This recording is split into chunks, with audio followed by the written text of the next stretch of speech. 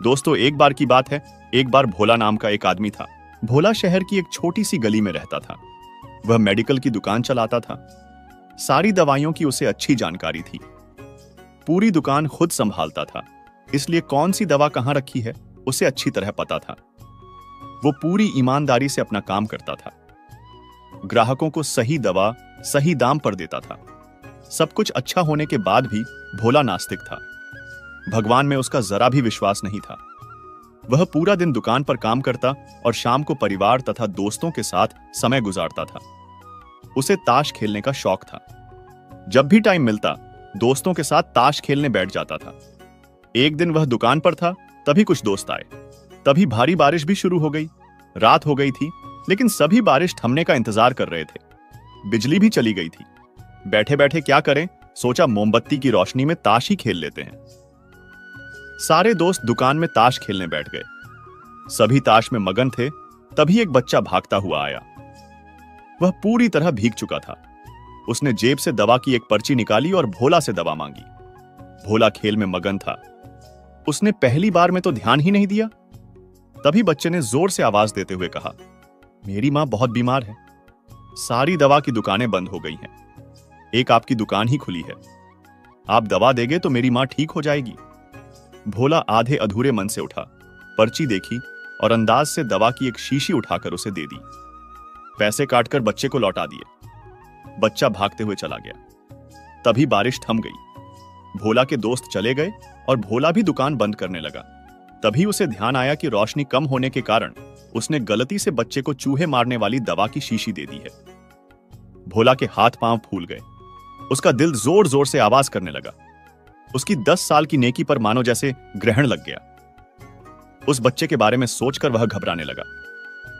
सोचा, यदि यह दवाई उसने अपनी बीमार मां को दे दी तो वह अवश्य मर जाएगी। बच्चा भी बहुत छोटा होने के कारण उस दवाई को तो पढ़ना भी नहीं जानता होगा। एक पल वह अपनी इस भूल को कोसने लगा और ताश खेलने की अपनी आदत को छोड़ने का निश्चय कर लिया। पर यह बात तो बाद के बाद देखी जाएगी। अब क्या किया जाए? उस बच्चे का पता ठिकाना भी तो वह नहीं जानता। कैसे उस बीमार मां को बचाया जाए? सच में कितना विश्वास था उस बच्चे की आंखों में। भोला को कुछ सूझ नहीं रहा था।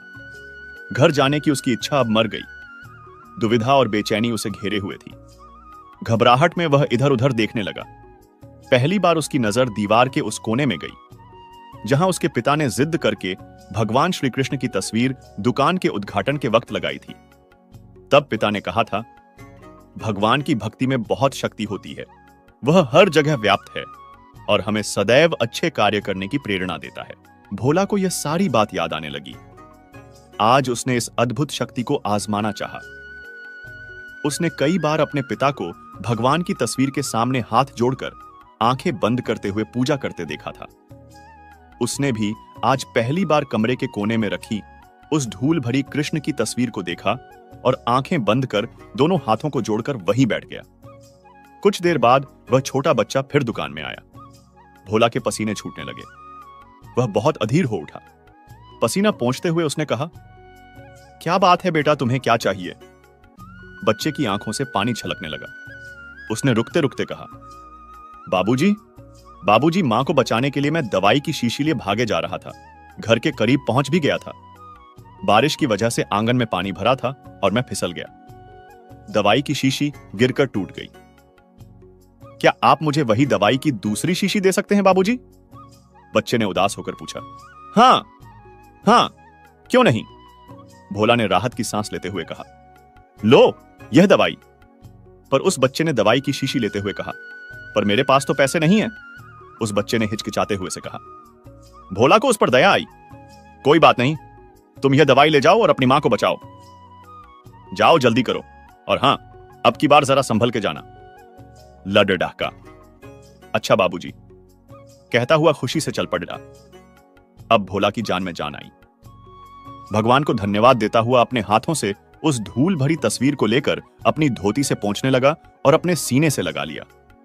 और उसे समझ में आ गया कि भक्त अगर सच्चे मन से भगवान को याद करें तो भगवान उसकी रक्षा जरूर करते हैं और भगवान उनके सारे संकट हर लेते हैं। तो दोस्तों, कैसा लगा आपको मेरा यह वीडियो? कमेंट, लाइक, शेयर जरूर करें और ऐसे ही वीडियो और पाने के लिए चैनल को सब्सक्राइब करें।